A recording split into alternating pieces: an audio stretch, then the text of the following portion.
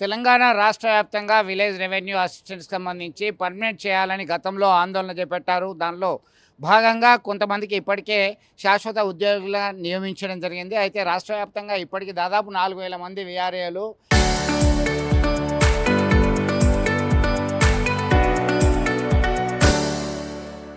తమని పర్మనెంట్ చేయాలని చెప్పి ఆందోళన చేస్తున్నటువంటి పరిస్థితి.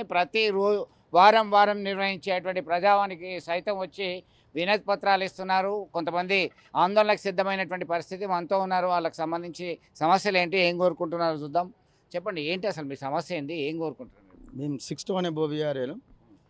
అది రాష్ట్ర వ్యాప్తంగా మాకు కేసీఆర్ వారసత్వ నౌకర్లు ఇస్తానే ఉద్దేశంతో ఆయన జీవో ఇచ్చడం జరిగింది, 8185 జీవో.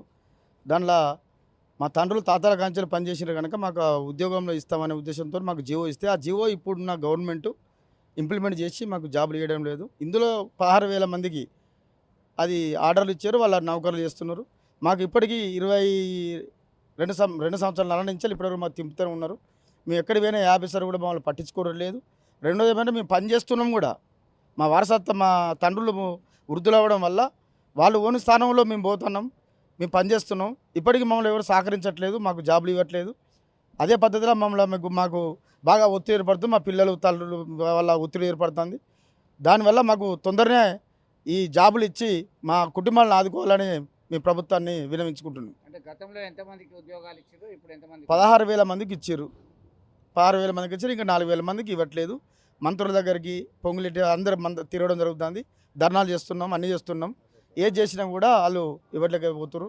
దాన్ని ఎందుకు జాప్యం చేస్తారో కూడా అర్థం కావట్లేదు. మాకు తొందరగా ఇస్తే మా కుటుంబాలు బాగుపడితేనే మాకు కోరుకోవడం జరుగుతుంది.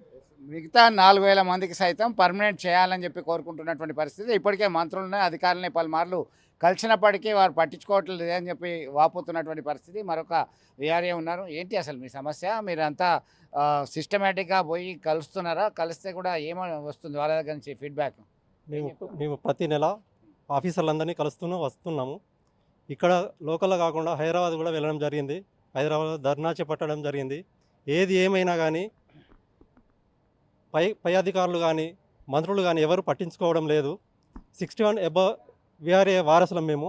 మా తండ్రుల ప్లేస్లో మేము జాబులు చేసుకుంటూ మా కుటుంబాలను పోషించుకుంటున్నాము. కానీ వచ్చే జీతము ఎటు సరిపోవడం లేదు. అటు తండ్రులకి ఇవ్వాలి, ఇటు మా కుటుంబాలను పోషించుకోవాలి.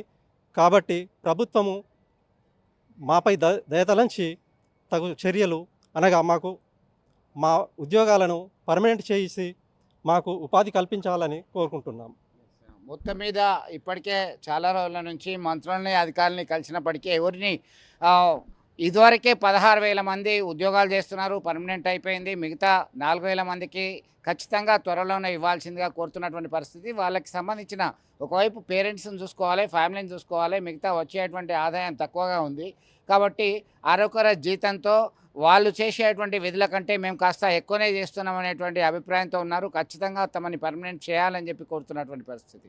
వీడియో జర్నలిస్ట్ సుమంత్తో కలిసి చంద్రశేఖర్, RTV, కరీంనగర్ నుంచి.